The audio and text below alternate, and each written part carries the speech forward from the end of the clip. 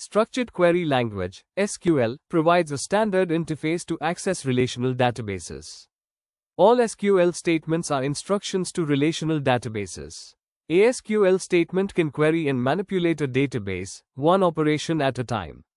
A single SQL statement can create a table in a database, query data from the database, modify data in the database, or delete data in the database. However, each SQL statement can perform any one of these operations only at a time.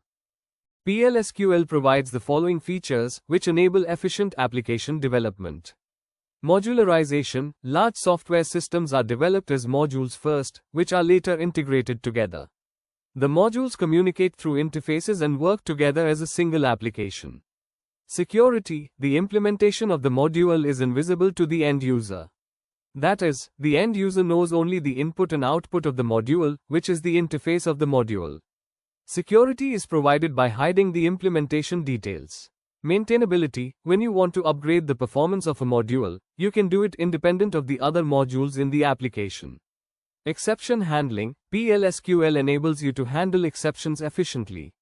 You can define separate blocks for dealing with exceptions. You learn more about exception handling in the lesson titled, Handling Exceptions.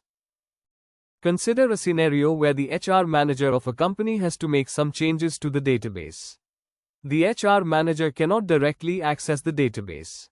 The system will first have to authenticate the HR manager. She must provide security credentials such as a username and password. These credentials are then verified against the credentials in the user database to authenticate the HR manager. The HR application would, therefore, provide a user interface that would accept the required credentials from the end user. These credentials are provided as parameters to a PLSQL object on the database. PLSQL is a procedural language extension to SQL. PLSQL integrates SQL statements into procedural language structures such as conditional statements and loop constructs. Consider a scenario where you want to run an operation such as giving 10% bonus to all the employees in the company on the database. If you execute this operation through SQL, you may have to execute an update statement for each row in the employees table. With PLSQL, you can execute the update statement, SQL statement, on each row of the employees table by using a loop construct, procedural construct. Thus, PLSQL makes things simpler. Integration of procedural constructs with SQL. Being a declarative language, SQL does not have procedural constructs such as conditional statements and loop statements. With PLSQL, you can combine the data manipulating capability of SQL with the processing power of procedural languages. Improved performance. You can create a program unit in PLSQL which can execute multiple SQL statements. When a SQL statement is executed, there is data exchange between the client and the database server. In the case of a PLSQL program unit, which contains multiple SQL statements, there is exchange of data only once as a single PLSQL program unit. This, in turn, improves application performance because of reduced data exchange.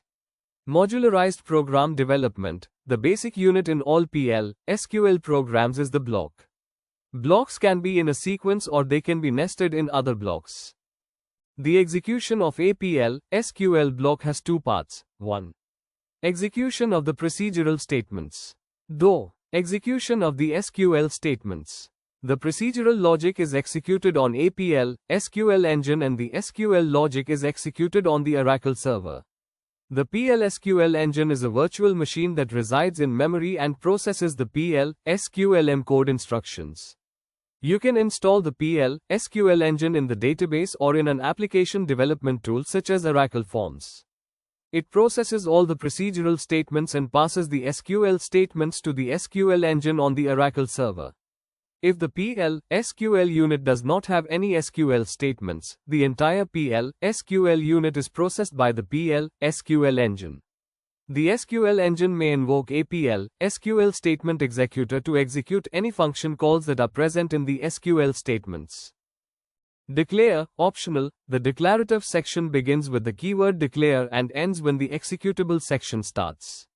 You may or may not have a declaration section, because you may not always declare variables or constants for the PLSQL block. You can declare variables, constants, cursors, and user-defined exceptions here. Begin, required. The executable section begins with the keyword begin. This is the section where you write the procedural or SQL statements that must be executed. You should have at least one statement.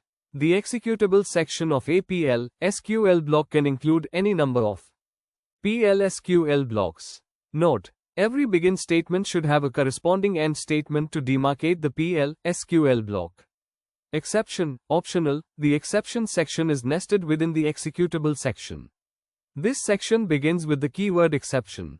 End, required. All PLSQL blocks must conclude with an end statement. Observe that end is terminated with a semicolon. A PLSQL program comprises one or more blocks. There are two types of PLSQL blocks. Anonymous blocks, named PLSQL blocks, which are also termed as subprograms. Anonymous blocks are unnamed blocks. They are declared in line at the point in an application where they are to be executed, and are compiled each time the application is executed. These blocks are not stored in the database.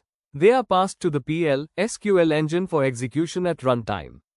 If you want to execute the same block again, you may have to rewrite the block. Subprograms are named PLSQL blocks that are stored in the database.